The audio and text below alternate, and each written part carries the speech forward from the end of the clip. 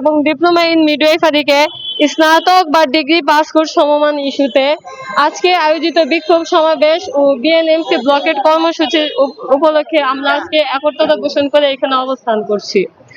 আমরা জানি আমাদের diploma in nursing science and midwifery এবং ডিপ্লোমা ইন মিডওয়াইফারি কোর্সে পড়াশোনা করার জন্য এইচএসসির পর একটা অ্যাডমিশন পরীক্ষা দিয়ে একটা কম্পিটিটিভ যুদ্ধ পরীক্ষার মাধ্যমে এখানে প্রবেশ করতে হয়। তারপর 3 বছর ব্যাপী একটা কারিকুলাম কমপ্লিট করে 6 মাস ইন্টার্নশিপ করে তারপর একটা সার্টিফিকেট প্রদান করা হয় আমাদেরকে। এই সার্টিফিকেটটা ইন্টারমিডিয়েট বা এইচএসসি সমমান, যেটা আমাদের সাথে দৃশ্যমান বৈষম্যের সমতুল্য। আমাদেরকে ডিগ্রি সমমান বা স্নাতক সমমানের যে দাবি, সেটা শুধু আমাদের জন্য কোনো যৌক্তিক দাবি নয়, এটা আমাদের অন্য যে সকল মৌলিক অধিকার আমাদের জন্য প্রযোজ্য সেগুলোরই সমতুল্য।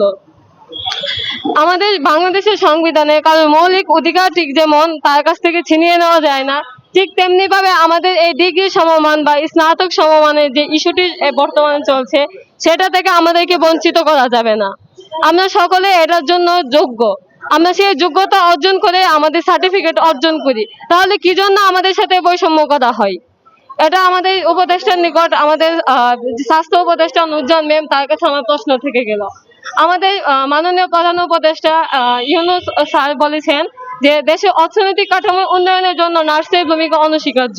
আমাদের বাইরের দেশে যে সকল নার্সিং এর বা নার্সিং পেশার যে ডিমান্ড, সেটা ফুলফিল করার জন্য এদিকে আরো মনোনিবেশ করা উচিত।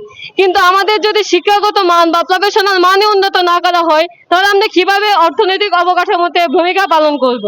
তাই আমার তাদের কাছে রিকোয়েস্ট থাকবে, তাদের কাছে আমাদের আন্তরিক অনুরোধ থাকবে, আমাদের যেন ডিগ্রি পাস কোর্সের যে ইস্যুটি আছে সেটি বিবেচনা করা হয় এবং খুব দ্রুতই সেটা কার্যকর করা হয়। যদিও এর অনেক আগে থেকে আমাদের এটা কার্যক্রম চালু হয়েছে, কিন্তু সেটা খুবই ধীর গতিতে হচ্ছে। এটা এখনো ঠিক তেমন কোনো কার্যকরী আপডেট কোন তথ্য আমরা পাইনি। আমরা চাচ্ছি খুব দ্রুতই এটার ব্যাপারে কোনো ধরনের ব্যবস্থা নেওয়া হোক। আমি এই প্রত্যাশা রেখে